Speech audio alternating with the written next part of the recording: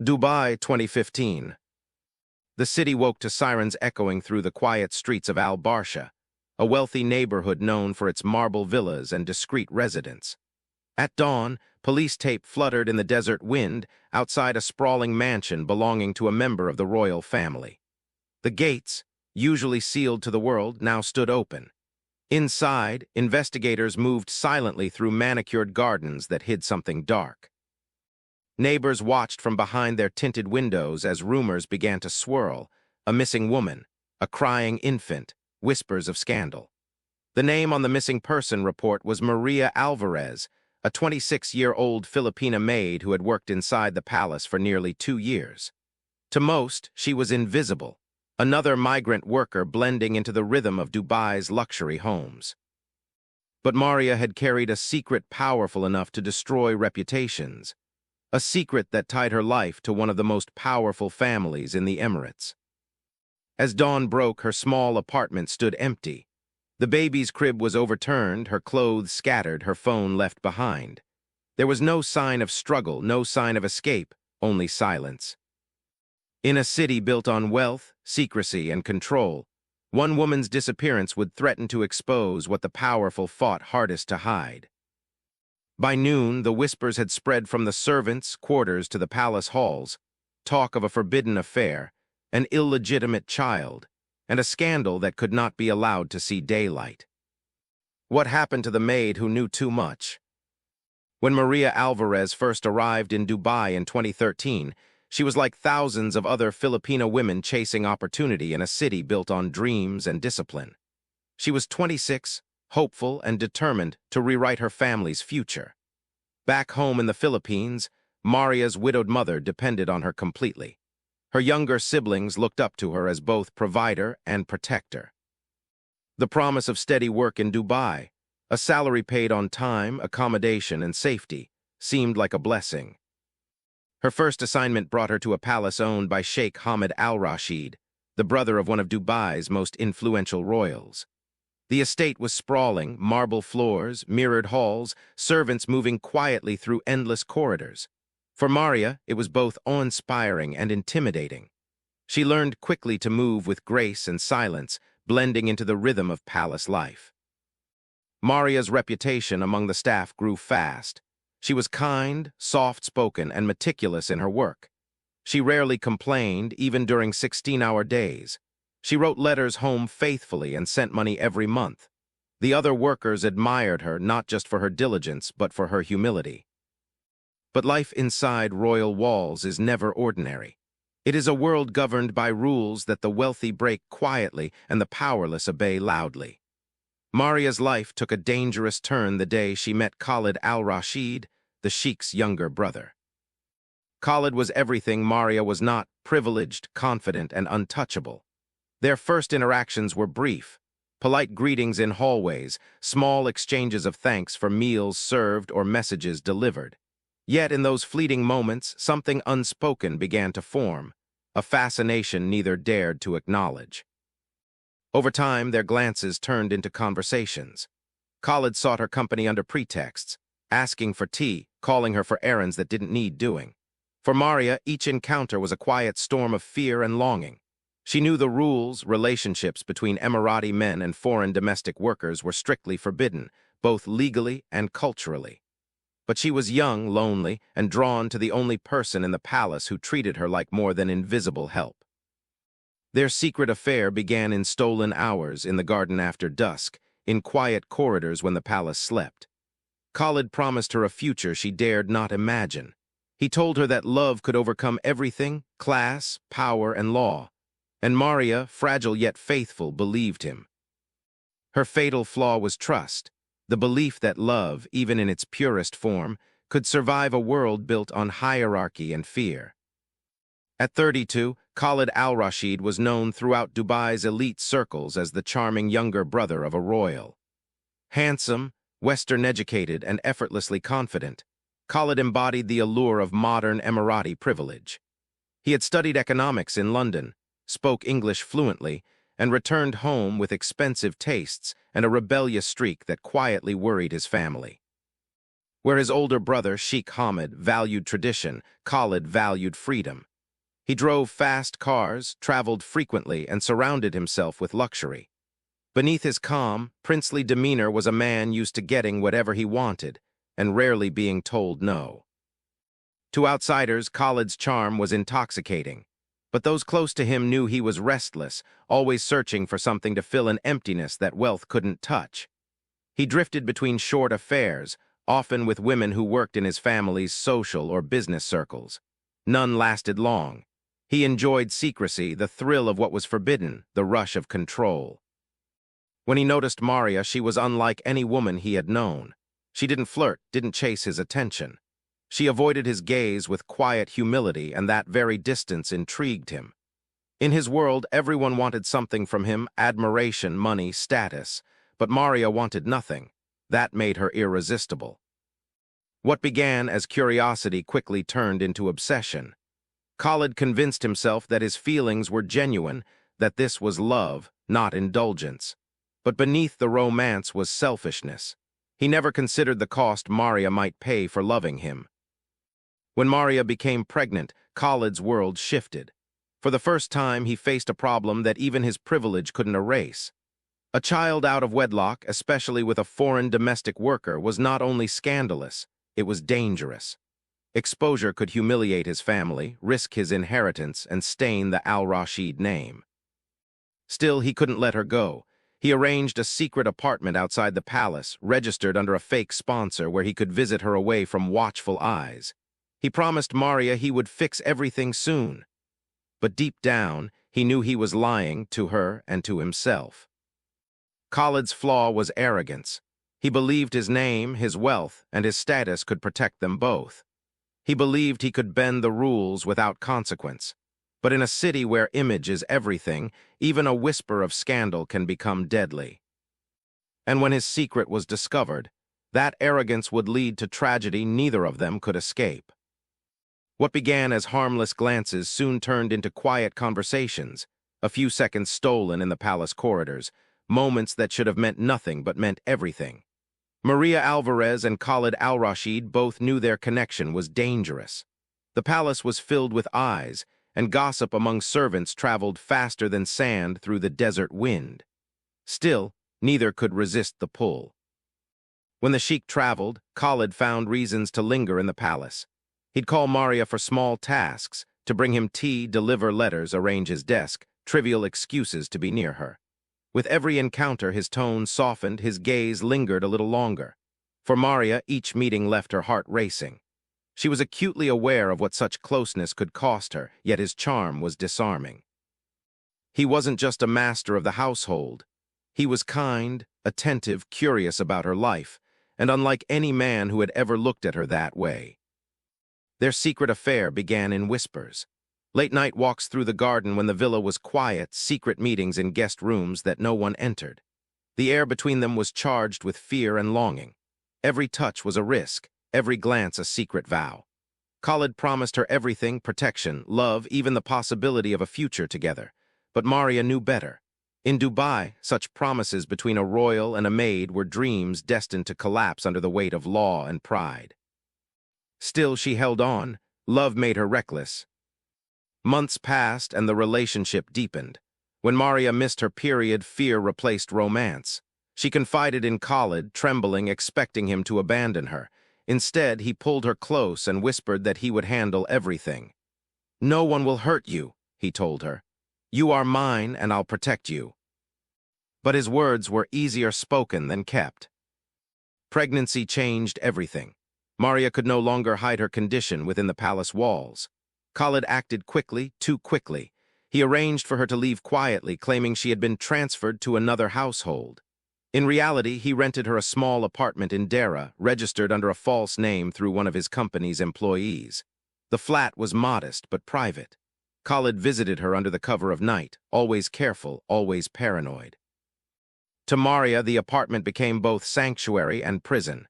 She couldn't leave freely, couldn't speak to friends, and lived in constant fear of discovery. Her only company was a fellow Filipina nurse, Ruth, a friend who helped with her medical needs and promised secrecy. When the baby arrived, a boy with his father's dark eyes and Maria's soft features, she wept with both joy and dread. She named him Issa, meaning gift, though deep down she feared he would become her curse. For a while, Khalid visited often, bringing gifts and money, holding the baby with pride he could never show in public. But Maria noticed something in his eyes, guilt, fear, and the realization that their secret couldn't last forever. And she was right. Secrets, especially in palaces, have short lives. By early 2015, the carefully built wall of secrecy around Maria Alvarez and Khalid Al-Rashid began to crack. No affair inside a royal household stays hidden forever. Too many eyes watch, too many mouths whisper. It started with rumors among the palace staff.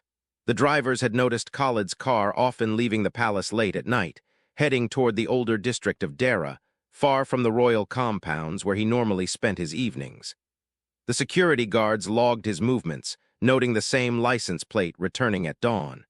To most, it was none of their business, but in Dubai's palace culture, gossip is currency. Then came the driver's story. One evening, while waiting for Khalid outside the hidden apartment, he had seen a young Filipina carrying a baby. She looked pale, nervous, but the child's dark features were unmistakable. "She looked just like the maid from the palace," he later whispered to another worker. Within a week, the story had spread quietly through the servants' network. Sheikh's brother, secret baby, foreign woman. The whispers reached the palace corridors like desert wind, soft but unstoppable. And one night, the truth surfaced in a way neither Khalid nor Maria could have anticipated. During a family dinner, Sheikh Khalid Al-Rashid, Khalid's older brother and head of the household, borrowed Khalid's phone to make a quick call.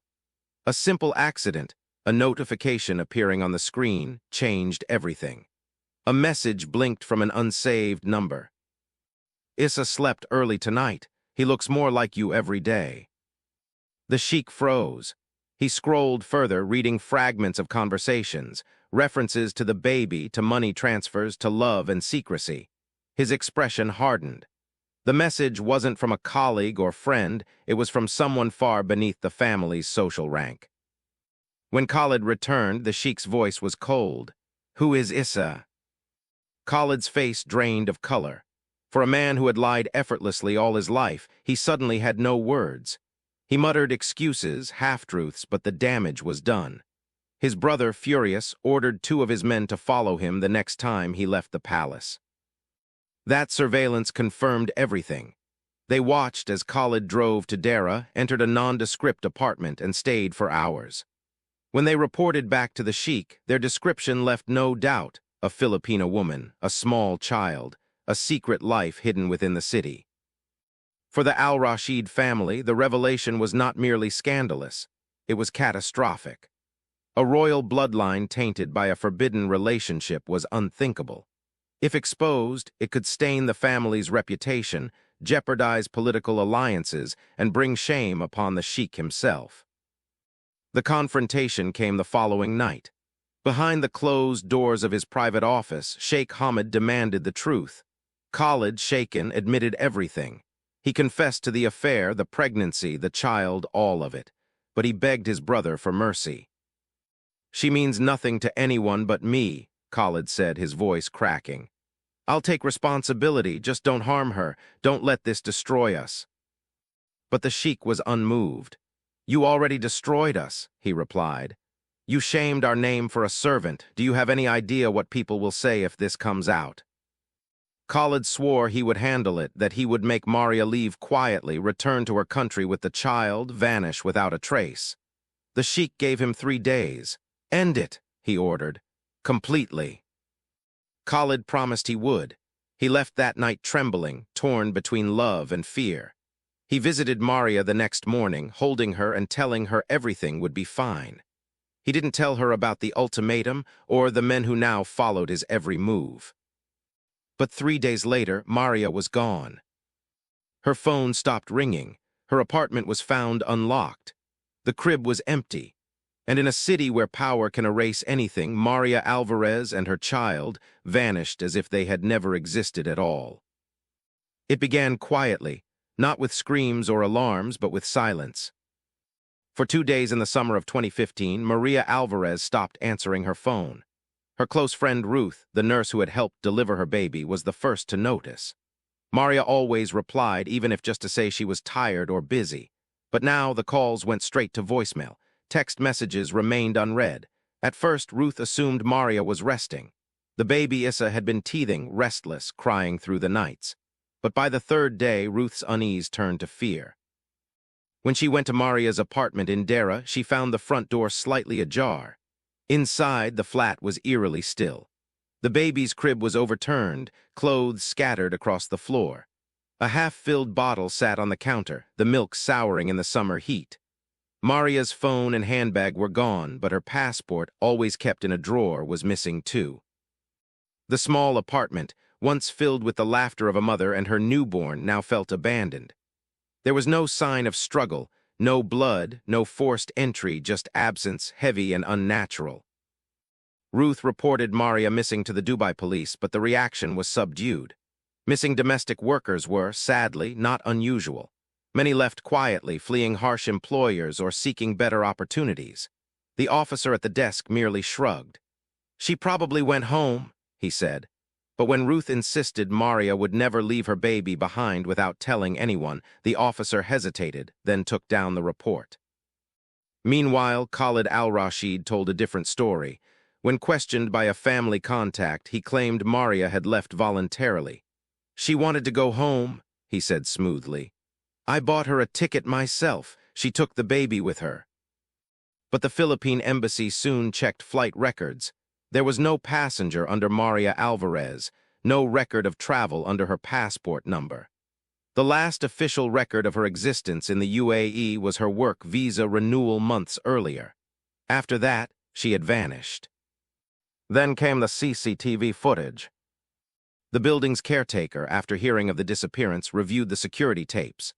Around midnight, 2 nights before Ruth discovered the empty apartment, the cameras captured 2 men entering the complex. They weren't tenants. Both wore plain clothes, faces obscured by baseball caps. They walked directly to Maria's floor and entered her flat using a key. 20 minutes later, they emerged carrying a large duffel bag. One held it at both ends as if it were heavy or fragile. They didn't look back. When Ruth showed this to police, the footage was quietly confiscated. The caretaker was told to delete the backup copy.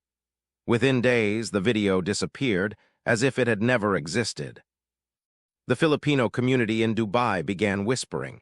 Stories spread in hushed tones among workers in markets, cafes, and labor camps.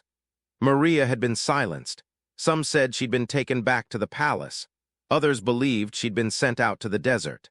None dared speak publicly, not when the name Al-Rashid was involved. As the days turned into weeks, more unsettling details surfaced. Ruth, the nurse, vanished as well. She had been vocal about pressing for answers, even visiting the embassy daily. Then, suddenly, she stopped showing up. Her friends went to her accommodation. It was empty. No one knew where she'd gone. Behind the scenes, Detective Omar Rahman, already familiar with high-profile cases involving the wealthy, received an unofficial tip. The Al-Rashid brothers' maid checked the missing person reports. He quietly reopened the file that had already been closed. Omar's team found evidence that contradicted Khalid's statements. The ticket he claimed to have purchased for Maria was never confirmed by any airline. The visa sponsor listed for her, supposedly a friend, turned out to be a shell company registered under Khalid's private secretary. When police tried to contact that man, he had already left the country. The deeper Omar dug, the clearer it became that Maria's disappearance wasn't spontaneous. It was deliberate and orchestrated. Every trace of her had been systematically erased. Her lease canceled, her phone disconnected, her name removed from payroll systems. Even her medical records, including Issa's birth file, had been deleted from the clinic database. Someone powerful was cleaning up a mess. Omar requested permission to interview Khalid, but his superiors stalled. "Drop it," they told him. "It's a family matter, don't push further." But Omar couldn't let it go. The more he learned, the more the story haunted him. A young woman, alone in a foreign country, silenced for loving the wrong man. A child born in secrecy, now gone. a family using influence to erase the truth. Weeks later, a quiet memorial service was held at St. Mary's Church in Dubai. Friends lit candles for Maria, whispering prayers for her soul, though no one dared call it murder aloud. Her mother in the Philippines received no official word, only a short letter from an embassy official stating that her daughter was no longer in contact. In the end, Maria Alvarez did not just disappear, she was erased. No record, no grave, no justice. And in a city that prides itself on perfection, her absence was the one imperfection no one was allowed to mention. When Detective Omar Rahman received the case file on Maria Alvarez, it was thin, barely 10 pages, most of them routine forms. A missing person report, a few witness statements, and an official note stamped, closed due to lack of evidence. It looked ordinary, unremarkable. But the name scribbled at the top, Al-Rashid, caught his attention. In Dubai's law enforcement circles, that name meant untouchable. The Philippine embassy had quietly requested help, forwarding their concerns to Omar's department. Their representative, a weary diplomat, handed him a sealed envelope containing copies of Maria's letters and photographs. "She wrote to her mother every week," he said softly. "Then suddenly nothing. A woman like her doesn't just disappear." Omar reopened the case unofficially. His instincts told him this was no ordinary disappearance. He began with the apartment in Dera. The crime scene unit had cleared it weeks earlier, but Omar's team conducted a fresh sweep. Under ultraviolet light, faint stains glowed along the tiles near the crib. Traces of bleach lingered in the air. A quick test confirmed blood recently cleaned but not completely erased. DNA analysis later proved what he feared. It belonged to Maria and her child, Issa. From there, he moved to Khalid Al-Rashid's statements. Khalid had told investigators he'd arranged for Maria to return home, providing ticket and passport details. Yet none of it checked out. The travel agent he mentioned didn't exist. The phone number on the booking was traced to a prepaid SIM registered under a fake name. When Omar subpoenaed Khalid's call records, more discrepancies surfaced. The last contact between Khalid and Maria occurred 2 nights before she vanished. After that, Khalid's phone was switched off for 8 hours, precisely during the window when the CCTV footage showed 2 men entering Maria's building. Omar requested access to the security footage. The request was denied, sensitive property, the written response said. But the building caretaker, sympathetic and frightened, quietly provided Omar with a copied USB drive. The grainy video showed what the caretaker had described: 2 men entering at midnight, leaving with a large duffel bag. They drove off in a black Lexus SUV, a vehicle later traced to one of Sheikh Hamid's bodyguards. The link was undeniable. Forensics matched fibers found in Maria's apartment to cleaning materials used by the palace maintenance team. Even more damning was the discovery of Khalid's DNA on a blanket recovered from the same room. The pieces were aligning, but each step Omar took brought new resistance. His reports vanished from the system. His requests for warrants went unanswered. Finally, his supervisor called him in. "Omar, drop it. You're treading on royal ground. This case is over." But Omar couldn't let it go. He'd seen too many cases buried under family matters. Too many migrant women disappear without a trace. He began keeping a private file, notes, recordings, copies of documents, stored under an alias. He knew he was risking his career, perhaps more. One night, he received an unmarked envelope at his home. Inside were photographs, charred remains found outside the city, in an abandoned desert compound once owned by the Al-Rashid family. Among the ashes, investigators had quietly recovered a piece of jewelry, a small silver cross pendant. Omar had seen it before in one of Maria's photographs with her child. The message was clear: the case was over. Within days, the file was officially sealed. "Maria Alvarez, presumed runaway," it read. No press, no trial, no closure. The embassy's inquiries stopped after quiet diplomatic pressure. And Khalid Al-Rashid was sent abroad for business, his brother ensuring that scandal never reached the surface. Omar filed one final note in his private journal. Evidence points to deliberate disappearance. Victim silenced, case suppressed, justice denied. He closed the notebook and locked it away, knowing no court in the country would ever hear Maria's name again. Weeks after the case was silenced, Detective Omar Rahman couldn't shake the images from his mind. The apartment scrubbed clean, the erased records, the silver cross found among the ashes. He knew what the truth was, but in Dubai, truth was often a currency too expensive to spend. Still, one question haunted him. What did Khalid Al-Rashid know? Khalid had vanished from the public eye after the scandal. Officially, he was on leave, traveling abroad for business. In reality, he was confined to one of his family's private estates outside the city, guarded more for secrecy than safety. He rarely left, spent his days drinking, and avoided contact with everyone except his brother, Sheikh Khalid Al-Rashid. The Sheikh visited late one night. The air was thick with tension as his black convoy rolled into the courtyard.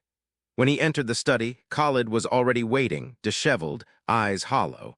Between them sat a silence heavier than the marble walls around them. "She's gone," Hamid said flatly. "It's finished." Khalid looked up, confusion flickering across his face. "What do you mean, gone?" "Handled," Hamid replied coldly. "You asked me to fix your mistake. It's fixed." Khalid's breath caught. He stood, shaking his head. "No, I told you I'd send her away, you said." "I said nothing," Hamid interrupted, his tone sharp. "You brought shame to this family. You think I would let that girl ruin everything we've built? You think I'd let the world find out you fathered a servant's child?" Khalid's voice cracked. She was not just a servant. The Sheikh's expression hardened. "She was nothing," he hissed. "And now she's less than that. Pray this matter stays buried for both our sakes." The words hit like a blow. Khalid slumped into the chair, his face pale, his chest tight with guilt. For the first time, he understood what had truly happened. He hadn't lost Maria, she had been erased. Days later, Khalid reached out to the only person he thought might listen, Detective Omar Rahman. The message arrived unmarked, a request to meet in private. Omar agreed, though he knew the risk. They met after midnight in a dimly lit cafe on the edge of the desert highway. Khalid looked older, his confidence stripped away. He avoided eye contact, fidgeting with a ring on his finger. "They killed her," Khalid whispered finally. "My brother's men, I didn't order it, I swear." Omar said nothing, letting the silence draw him out. "They took her from the apartment," Khalid continued, his voice trembling. "They said they'd send her back to the Philippines quietly, make it disappear. But then I heard they never did. They went somewhere else." "Where?" Omar asked quietly. Khalid hesitated, then scribbled an address on a napkin, an abandoned compound deep in the desert, once owned by their family but long unused. "You'll find what's left there," he murmured. 2 nights later, Omar and a small team drove out to the site under the guise of a routine inspection. The desert stretched endlessly under a pale moon, the wind carrying sand across broken gates and rusted signs. Inside the compound, they found what they feared: remnants of a fire pit, melted glass, scorched earth. Among the ashes lay a child's toy, half-burned and blackened. Forensics confirmed what Omar already knew: traces of human DNA belonging to an adult female and an infant. He stood in the stillness of the desert, the smell of ash heavy in the air, and whispered, "Maria." The report he filed that night never reached his department's records. Instead, it was intercepted, marked classified, and locked away. The next morning, Omar was summoned by his superior. "You will stop this now," the man warned. "You've already done enough damage. This investigation is over for the sake of national stability." Omar looked him in the eye. "And what about justice?" The answer came cold and final. "Justice has limits." That evening, Omar sealed his notes and photographs into a private file hidden beneath his floorboards. He knew it would never see a courtroom. The Al-Rashid family's reach was too long, their secrets too deep. And somewhere in the desert, beneath the silence of the dunes, the truth remained buried, along with Maria Alvarez and her child. There was never a trial.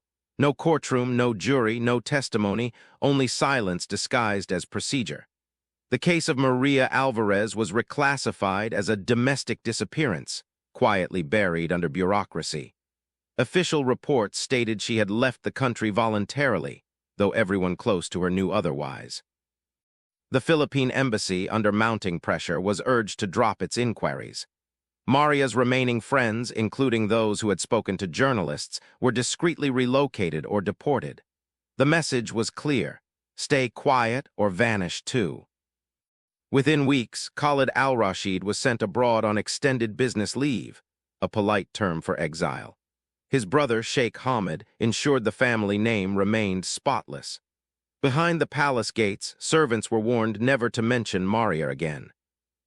Detective Omar Rahman, stripped of authority over the case, made one final act of defiance.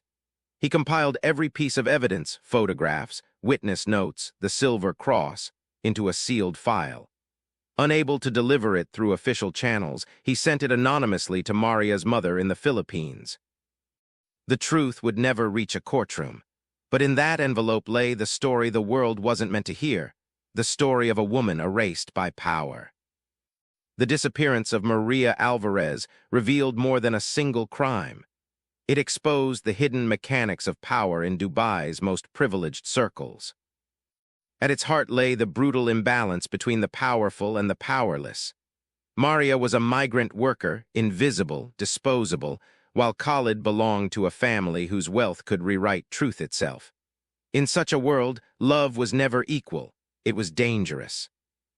The story also reflected the culture of secrecy and shame that governed elite households.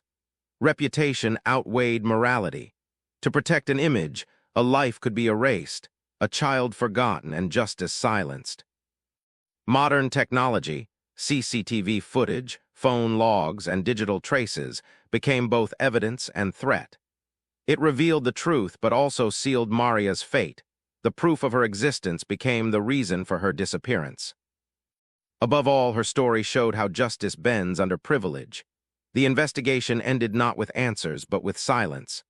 Files were sealed, witnesses removed, and an entire life rewritten as fiction. Maria's case was not just about one woman's death. It was about how power decides which stories are told and which are buried forever. In a city where luxury and power conceal the darkest secrets, Maria Alvarez became a ghost. Her name erased, her story buried under layers of influence, while the truth was smothered beneath a veil of silence. For those in power, the disappearance of one woman, a foreign maid with a child, was a small price to pay. But in the shadows of Dubai's towering walls, Maria's memory lingers in the whispers of migrant workers, in the halls of the palace, and in the hearts of those who knew her. Maria's life, her love, her sacrifice, her disappearance, is a stark reminder that even the smallest voices can break the silence of the powerful. The truth, though buried, has a way of haunting those who tried to hide it. The story of Maria Alvarez is not just about one woman's tragic end. It's about how a system can swallow people whole, erasing them from history as if they never existed. Did Maria really vanish, or was she made to disappear?